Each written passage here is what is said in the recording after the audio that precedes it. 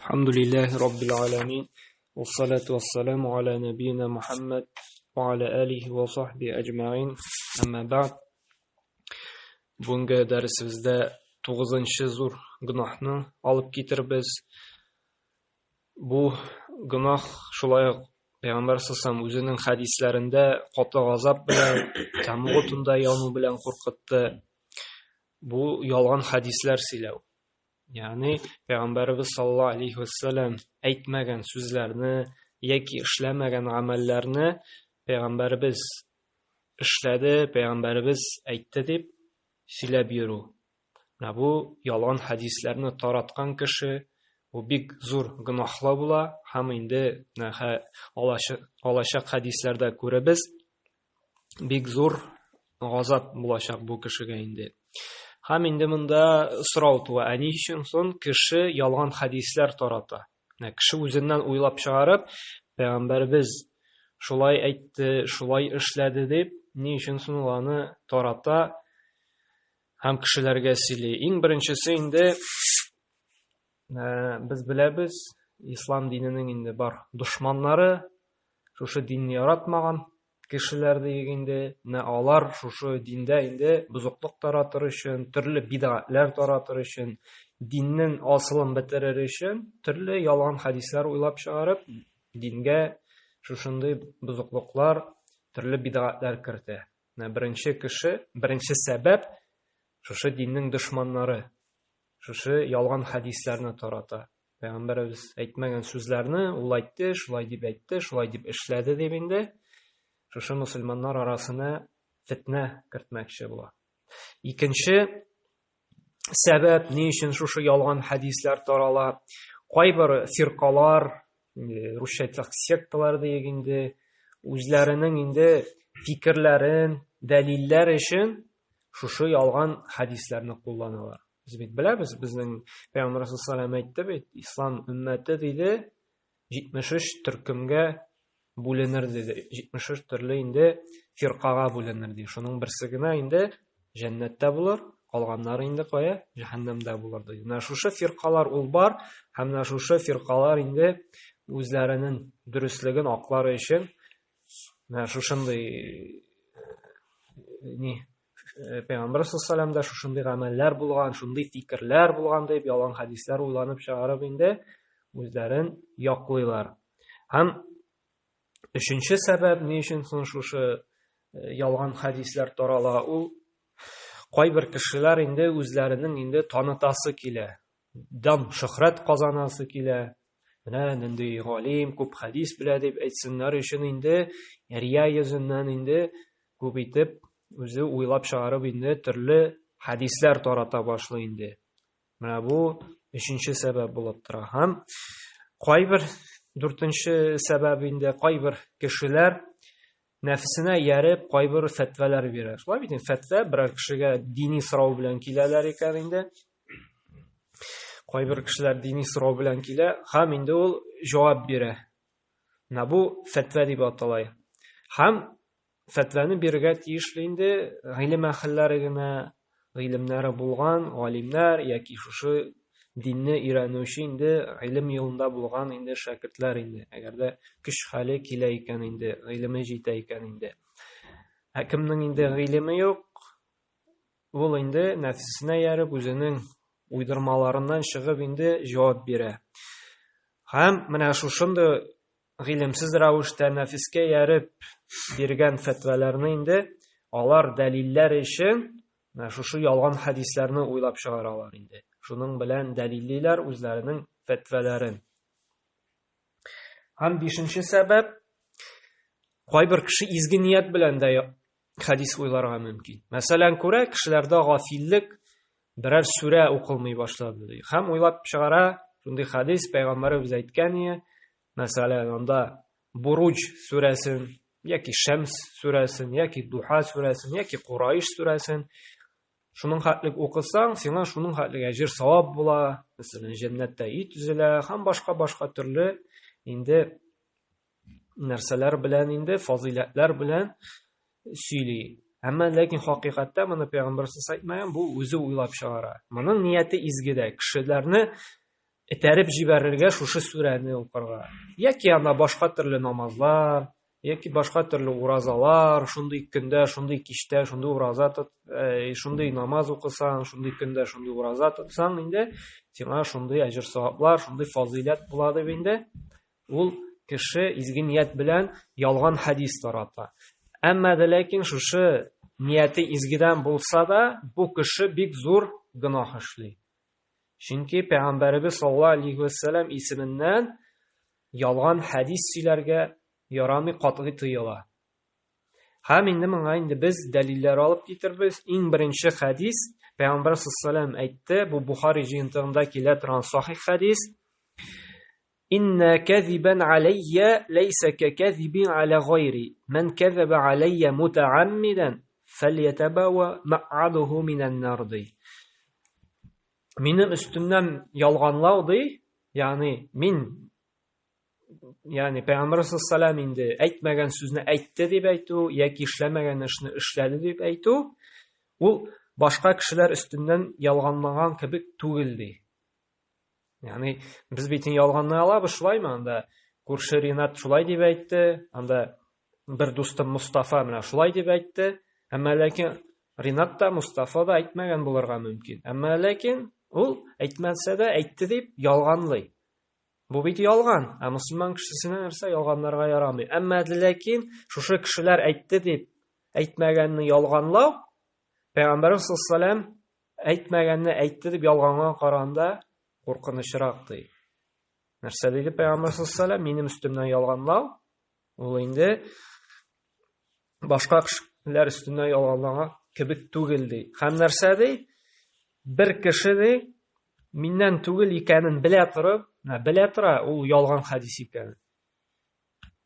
Әмма дәлек шуңа карамастан инде Пәйгамбәрбез әйтте дип ялганлы икән ди, үзенә тамуктан урын эзләсен ди. Ягъни җәһәннәмдә үзенең урынын әзерләп куя ди менә бу кеше. Менә монда хадистә искәртеп әйтә инде белә торып.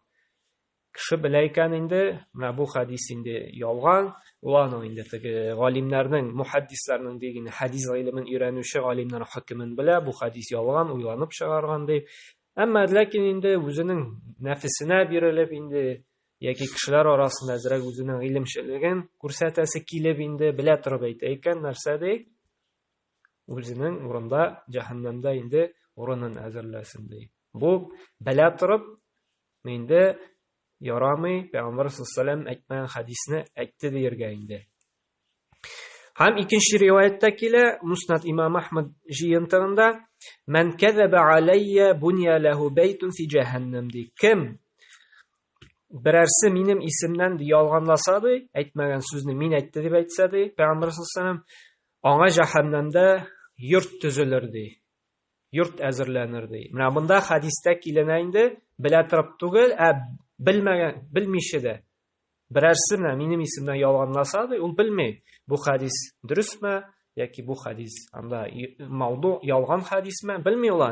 Әмма ләкин белмәсә дә әйтә икән ди, бәрабәр җәһәннәмдә нәрсә ди? Аңа йорт әзер булыр ди. Ягъни җәһәннәмгә керер ди бу кеше.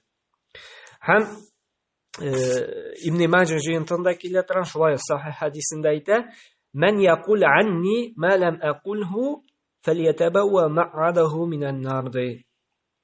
Берәрсе ди, мин әйтмәгән сүзне мин әйтте дип әйтсә ди, үзенә тамукта урын әзерләсен ди. Менә бу тагын инде дәлилләүче хадис нәрсә ди? Пәйгамбәр саллаллаһу алейхи әйтмәгән хадисне инде уйланып чыгарган хадисне инде беләмә уланы белмиме инде әйтә икән, җиткерә икән, нәрсә ди? Җәһәннәмдә инде урынын әзерләсен. Һәм инде 4нче хадис, ул безнең шулай Ибн Маҗа җыентында килә.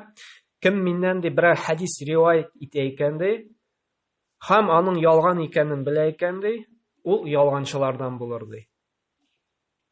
Һәм Ибн Мас'уд әйтә, мөмин мусульманга ди төрле сыйфат, төрле характер дигән русча әйтсәк, төрле холык хастыр ди, төрле сыйфат, төрле холык булырга мөмкин ди. Мөмин мусульманда. Мәсәлән, ул саран да булырга мөмкин, шулаймы? Ул куркак та булырга мөмкин инде. һәм башка төрле шундый сыйфатларга ия булырга мөмкин. Әмма ләкин иллә дә мәгәр хыянат кылу һәм ялганлау мөмин мусульманда була алмый торган сыйфат. Нәрсә дигән сүз бу? Ибн Мас'удның менә кеше, мусульман кешесе төрле сыйфатлар белән ия булырга мөмкин. Әмма ләкин менә бу хыянат итү, предательство дигәне һәм ялганлау мусульман кешесендә берничек тә була алмый ди. Аңа күрә менә без менә бу ике сыйфатны булдырырга тиеш түгелбез инде. Иң башта инде менә куркыныч хадислар килде, тамук белән инде, аннары инде җайлап кына төште. Нәрсә дидек? Ялганчылардан була диде. Кем Пәйгамбәр саллаллаһу инде әйтмәгән хадисен инде әйтте дип риваят килсә, ялганчылардан була бу кеше дидек инде. Һәм инде Ибн Мас'уд нәрсә диде? Мусульманга беркайчан менә шушы ялганлау сыйфатына ия булмаячак диде. Менә бу хадислардан инде без үзебезгә бик зур дәрес алабыз. Бигрәк тә хадисларны сөйләгәндә инде безгә игътибарлы булырга кирәк. Шунлап турып та Пәйгамбәрбез саллаллаһу алейхи ва саллям шушы хадисларны әйткәнме? Чөнки бит күрергә мөмкин, гәзиттә анда Пәйгамбәрбез әйткән, яки календарда анда хадис дип язылып куя, яки бер китапта анда бер анда кеше әйткәнне хадис дип. Менә бу хадис дигән сүз әле ул хаклыкта Пәйгамбәрбез саллаллаһу алейхи ва саллям әйтте дигән сүз түгел. Без нәрсә дидек? Менә төрле сәбәпләре бар. Аны кеше үзе уйлап та язырга мөмкин. Безнең бит без ничек уйлыйбыз? Үзебезнең гадилегебез һәм инде гыйлемсезлек аркасында китапта, гәзиттә, календарда язылды икән, яки берәр хәзрәт әйтте икән, бу значит дөрес 100% моңа ышанырга була дип. Юк, алай түгел. Чөнки төрле кешенең гыйлем дәрәҗәсе төрле. Кеше аны беләр-белмәс тә инде әйтергә мөмкин, хадис дип, хаклыкта аны өйрәнә башласан, ул хадис булмаска, кеше генә сүзе булырга мөмкин. Яки уйланып чыгарган булырга да мөмкин. Шуңа күрә без инде хадисны күрәбез икән, без карарга тиешбез. Бу кайсы хадислар җыентыгында килә? Чөнки әгәр дә Бухари һәм Муслимда килә икән, бу инде һичшиксез сахих, дөрес хадислар. Безнең бит бар калган хадис җыентыклары. Шулай Муснад имам Ахмад җыентыгы бар, Муатта имам Малик җыентыгы бар, Ибн Маҗах җыентыгы бар, Ан-Насаи җыентыгы бар, Тирмизи җыентыгы бар, Ибн Хиббан җыентыгы бар, һәм башка безнең күп кенә хадис җыентыклары бар. Без әйттек, Бухари һәм Муслим җыентыгында килгән хадислар, алар сахих дидек. Әмма ләкин шушы калган санап китергән башка хадис җыентыклары анда бар инде, загыйф хадисларда бар инде, кайберләрендә мавду, уйланып чыгарган хадислар да бар инде. Әмма ләкин безнең мухаддислар дигәндә шушы хадис гыйлемен өйрәнүче галимнәр шушы хадисларны инде тикшерәләр. Аның инде чылбырын тикшерәләр. Иснад дип атала инде. Менә бу хадисны риваят иткән кеше, ул дөресен генә сөйләүче булдымы, ул ялганладымы? Әгәр дә бер кашын ялганлаган булса, аның хадисен алмыйлар, кабул итмиләр инде. Бу кеше тақвалы булдымы, изге гамәлләр кылдымы, яки кайбер гынаһларга җиңел карадымы? Әгәр дә шундый кайбер гынаһларга җиңел карый торган була икән, зур гынаһларга инде шулай бу кешенең хадисларын алмый торган булганнар инде. Кайбер кеше, мәсәлән, хәтта бездә таралган бит, мәсәлән, анда бер сарыкма, кәҗәме, сыерма анда чыгып китә икән, без аны чакырабыз, кайбер вакыт мә килә дә кил дип, кулыбызда бер нәрсә дә булмаска мөмкин, шулаймы? Яки инде әзрәк тақвалыклар инде имамлырак ипи белән чакыра инде. Без кайратта шушы иписез генә чакырабыз икән, мә мин сиңа ризык бирәм дип, сыерма анда, кәҗәме, сарыкма, инде хайван килә, синең кулыңда бер нәрсә дә юк икән, син инде шушыны алдалаган буласың. Хәтта галимнәр шушындый кешене күрә икән, шушы хайванны алдалаган, шушы ризык белән, хаклыктан кулында ризык булмас, шундый кешедән дә хадис алмый торган булганнар. Әгәр дә хайванны алдалый икән, нишләп мине алдаламасын ул ди. Күрәсезме? Менә бу хадислар җыен гыйлемен, хадисларны туплау, ул бик мөһим, бик катлаулы, бик шундый игътибарга лаек булган гыйлем булып тора. Хәтта менә шушындый кешеләрдән дә хадис алмый торган булганнар, хайванны алдалаган кешедән. Шуңа күрә менә хадисларны инде риваят кылганда, әйткәндә безгә бик игътибарлы булырга кирәк. Кайсы җыентыкта килә, һәм галимнәр шушы хадисның инде хөкемен ничек итеп әйтте, Сахих дип әйттеме, заиф дип әйттеме, менә бу хадисләр, менә бу инде дәрес безне өйрәтә телебезгә хуҗа булырга, һәрбер ишеткән хадисне дә әле хадис дип әйтеп йөрергә түгел, өйрәнергә, хадисны инде кешегә сөйләгәнче инде аның каян чыкканын, кем әйткәнен, кайсы галим аны сахих дип әйтте, без белергә тиешбез инде. Һәм инде, әлхәмдүлилләһ, хәзерге көндә инде бу эш бик каты безгә җиңеләйтелде, чөнки инде шушы хадис җыентыклары җыелды, шушы хадис җыентыкларында да инде галимнәрнең хөкемнәре бар инде. Шул ук алсак, мәсәлән, Күтүбү Ситтәнең Бухари һәм Муслим түгел, менә башка хадис Ибн Маҗа һәм дә Насаи, Тирмизи, Абу Дауд җыентыкларын карасак та, хәзерге көндә инде галимнәрнең хөкемнәре бар. Бу хадис сахих дигән, бу хадис заиф дигән. Бу хадис бапчан да мауду уйланып чыгарылган дигән хәзерге көндә җиңеләйтелде инде. Әгәр дә без беләбез икән, хадис кайсы җыентыкта килә, без ачып инде хөкемен карый алабыз. Әлхәмдүлилләһ, бүгенге көндә безнең өчен бу җиңеләйтелде инде. Әмма ләкин инде хадис бер кая да китерелмәгән икән, хадис дип кенә әйтелгән икән, без әле моны ала алмыйбыз. Без инде хадис белгечләренә яки гыйлем әһелләренә кайтырга тиешбез, сорарга тиешбез инде. Әгәр дә без урыныбызны инде җәһәннәмдә әзерләнүен теләмәсәк инде. Наңа күрә менә бу хадисларны кешегә таратканда, гәзитләрдән укыганда игътибарлы булык. Яки үзебез вагыз сөйләгәндә, яки вагыз язганда, без иң беренче инде карарга тиешбез шушы әйтәчәк хадисләребезнең хөкемен. Сахихмы ул, уйланып чыгарганмы инде.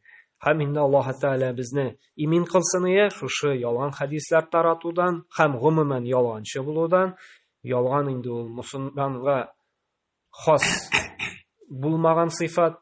Без әйткәнемчә инде мусулман кешесе хыянәттә, ялганда эшли алмый дип, һәм Аллаһ Тәгалә шушы гамәлләрдән безне имин кылып, һәр вакытта да инде дөресен сөйләп, сахих кына булган Пәйгамбәр саллаллаһу алейһи хаклыкта әйткән хадисләрне инде әйтергә һәм Пәйгамбәр саллаллаһу алейһи эшләгән эшләрне эшләп, ул кылмаган гамәлләрдән ерак булып, үзенең инде Аллаһ Тәгаләнең ризалыгына ирешеп, фирдәүс җәннәтләренә керергә насыйп әйләсен. Субханакаллаһу бихамдик ва ашһаду ан ла илаһа илля анта ва астагфирука ва атубу илейк.